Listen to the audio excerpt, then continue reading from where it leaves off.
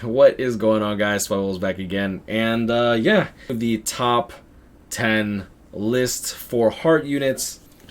And I know what you're thinking, alright? This video should have been out a while ago, but honestly, yo, look, I've been busy, man. Like, I gotta take care of what I need to take care of, you feel me? But yeah, without further ado, let's just get right into it.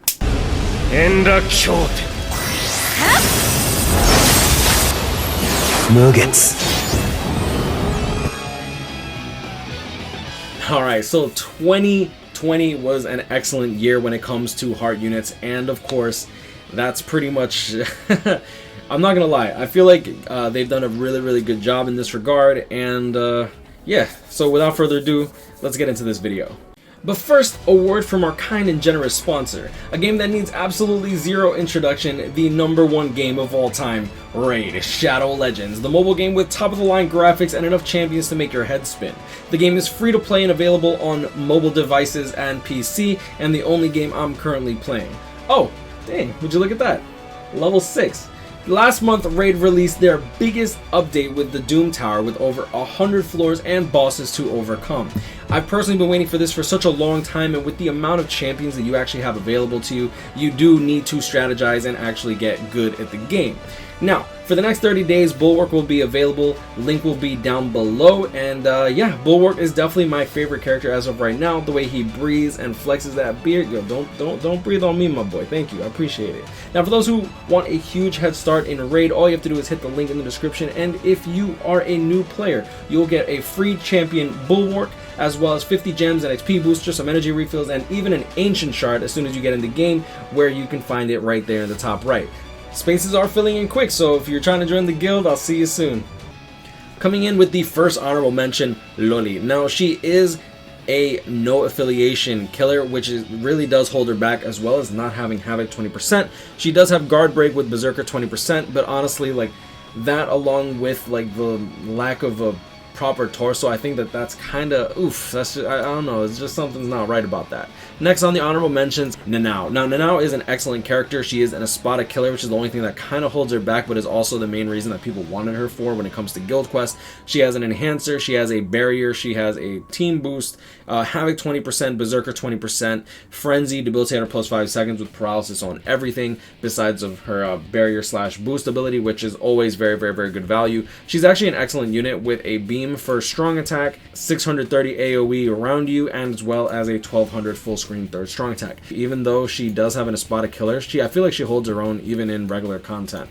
Last but not least, for honorable mention, Senjumaru. I think Senjumaru would have been up there if she had something along the lines of Disabler, but unfortunately she has increased status ailment chance against Mind Attribute of Ronkars, which honestly isn't really all that great, considering that she usually will one-shot these enemies unless they're bosses, which she does occasionally get a stage in Senkaimon where she won't one-shot the bosses anyways, so this actually does come into use, which I think is pretty good. Damage to lacerated enemies plus 40%. She's honestly an excellent character, 3000 length beam, 1200 full screen third strong attack, just like Nanao. So if that gives you any indication of like how strong these next characters are that are actually on the list.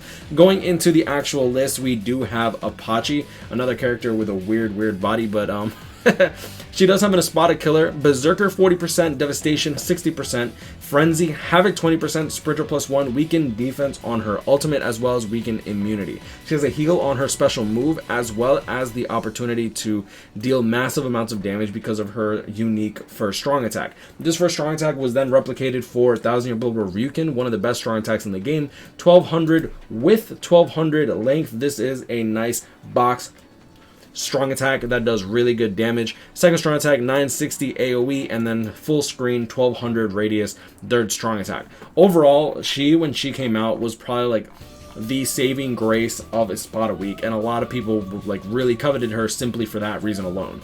Overall though, her kit is actually really good, and despite the lack of a killer for PvE enemies, I think that she does do relatively well, if not better than most characters in the game. Next on the list, we do have Kampachi, number 9. Don't shoot the messenger, alright? Yo, don't shoot the messenger. Strong attack damage plus 25% with Soul Reaper killer. Berserker 40%, Devastation 60%, hit hidden enemy chance 100%, Poise, Sprinter plus 1, and Frenzy.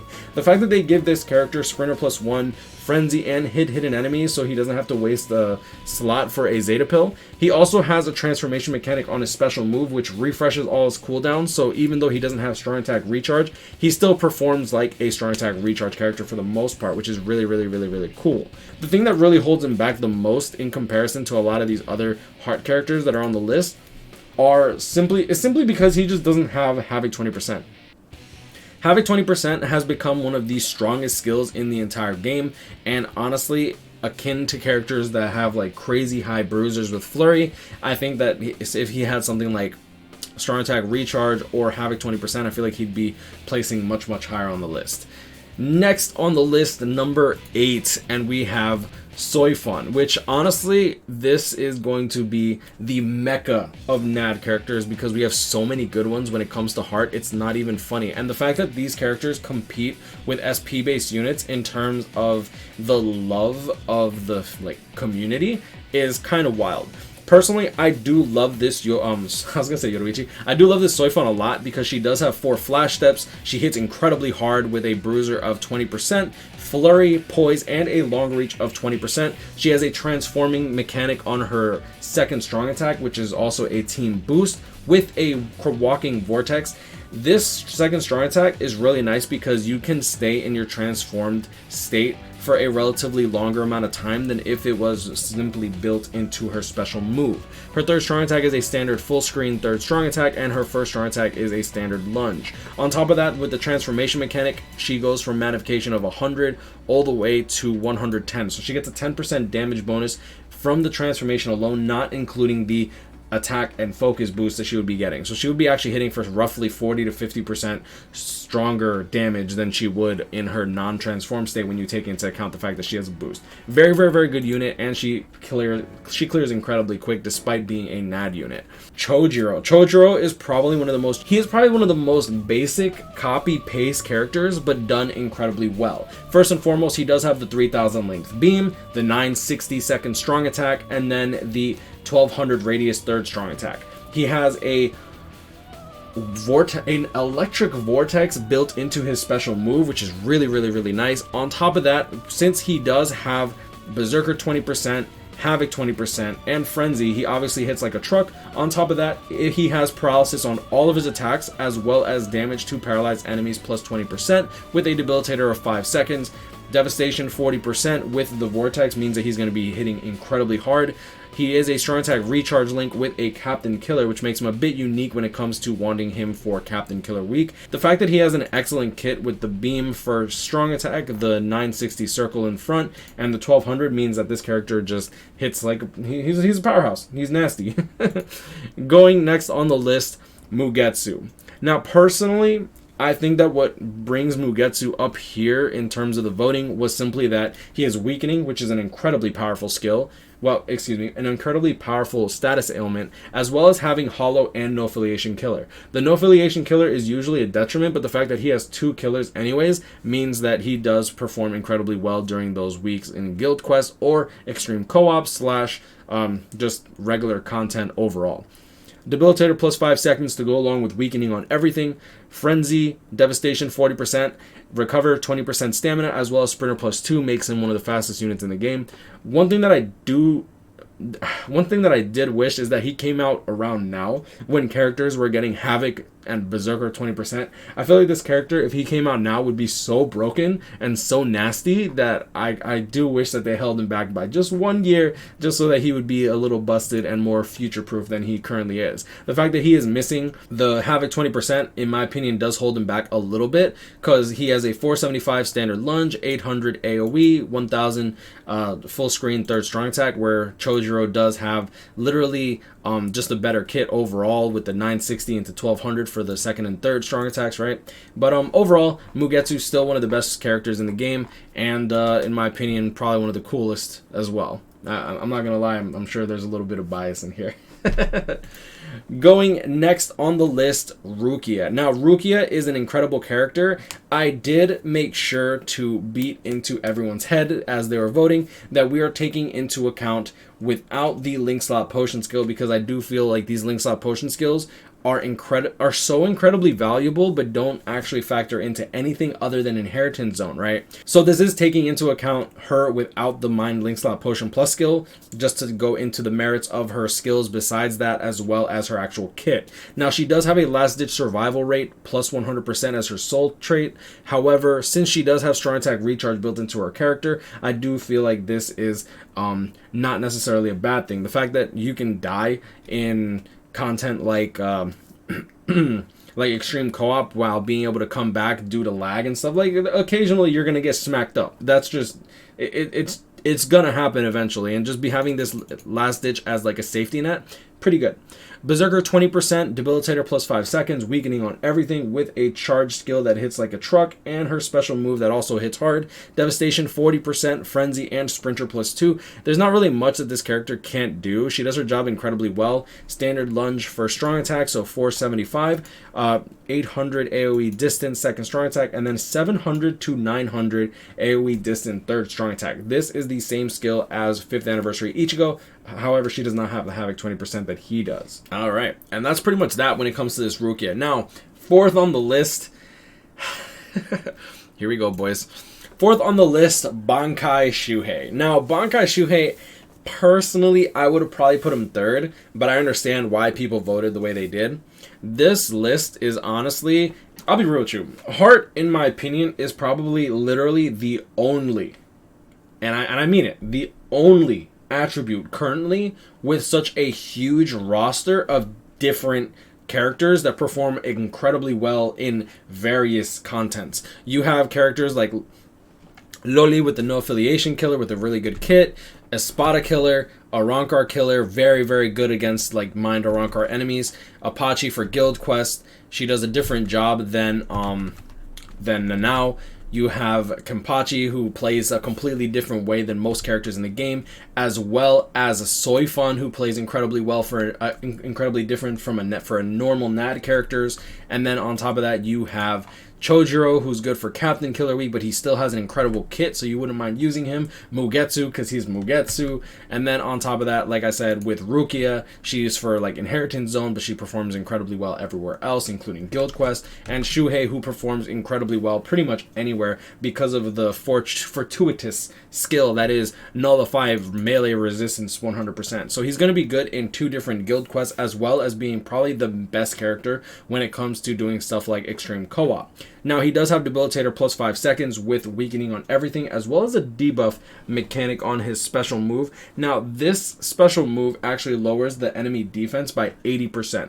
That is incredibly different than the debuff that Askin gets. Like, pulling up over here, you'll see that Askin gets a debuff of minus 33% defense, whereas Shuhei gets minus 80% defense. The fact that he lowers defense by 80% means that you can take him into epic raids where he doesn't have advantage or bonus against, as well as taking him into guild quests where he might not necessarily even have killer advantage against. That is insane. The fact that he can be played as a melee or range unit in something like extreme co-op or guild quest also gives him a lot more value. He does have Berserker of 20%, Havoc 20%, Frenzy, Devastation 40% with the debuff as well as the weakening is really, really crazy. He hits like a truck, and on top of that, he has the Sprinter plus 1, and of course he has the kit to back it all up as well. He has a first strong attack that is a standard lunge, 570 radius, 1200 radius, full screen, third strong attack. Now, his second strong attack might actually leave some room for improvement because a lot of people don't necessarily like this, the 750 to 750. This is the vacuum into explosion AoE skill. It's not a bad second strong attack. It's not anywhere near as good as a 960.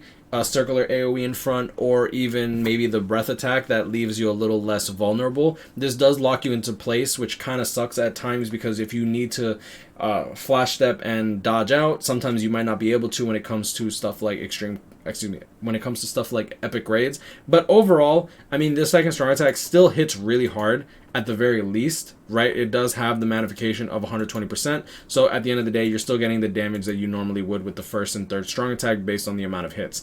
I still, at the end of the day, do feel like this character is definitely very, very worthy and is currently the best, in my opinion, SP-based character for Heart. Now, next on the list, as I say that, you'll see here where this stuff is going. We do have Grimmjow. I am the king Grimmjow. Bro, this Grimmjow is absolutely nasty. Damage reduction minus 20%, bruiser of 40% with flurry, guard break, poise, hit hidden enemy chance 100%, built-in Zeta Ball, the guard break, sprinter +1, soul reaper killer, best auto unit for heart in the game. Maybe not the best, but definitely the fastest clear, which is very, very important when it comes to trying to shave off as many seconds of your playtime as possible.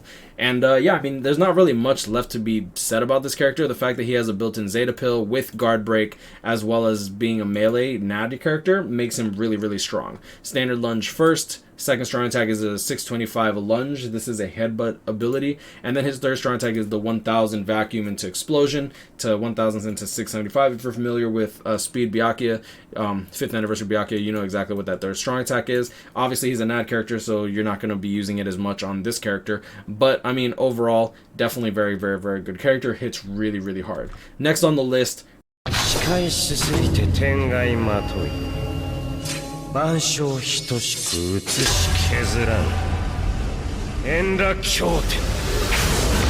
Tokinada, which obviously I guess spoils number one. Tokinada is insane. He is a boost unit, transformation mechanic, resets his cooldowns, has weakening on it as well. He doesn't have debilitator, but being able to weaken into another boost makes him absolutely extraordinary. He has a bruiser built into him of 45%. With the boost, he just hits so hard. Flurry, guard break, paralysis immunity, enhancer with the team boost, soul reaper killer, sprinter +1, 120 from 100. Yeah, so when he transforms, he also gets a 20% damage bonus to his transformation normal attack damage string, which is already crazy considering that you're refreshing the cooldown of your boost, which means that if you boost, use your special move, you now have your boost still equipped for another 20 seconds, as well as your transformation mechanic for 30 seconds, and before your boost goes away, you can boost yourself again. And as your transformation is about to wear off, you get access to your boost again. So you get a whole access to like 60 seconds worth of just pretty much seamless boosting non-stop. On top of that, his boost is not the standard 575 AoE around you. He does have the breath style attack, which is a vacuum into pushback crawling vortex. Very, very good second strong attack for a character that would normally have just a garbage AoE around him. Back in the day, that's just how it used to be. And last but not least, Masaki. Now, Masaki hits harder than Tokinada, even if Tokinada has killer, which is absolutely just it's crazy. Berserker of 50%, bruiser of 80% with flurry, enhancer with a barrier built into that boost, hit hidden enemy chance 100%, so she does have the built-in Zeta Pill, just like Kampachi and Grimmjow, with guard break, so her being the first NAD character with guard break and hit hidden enemy chance with an 80% bruiser. They also gave her poise and sprinter +1. Like, this character is absolutely insane. Even though she does have a no affiliation killer, no cap, she hits as hard as Tokinada with killer in everything but inheritance zone, where you get just an inflated killer stat, right?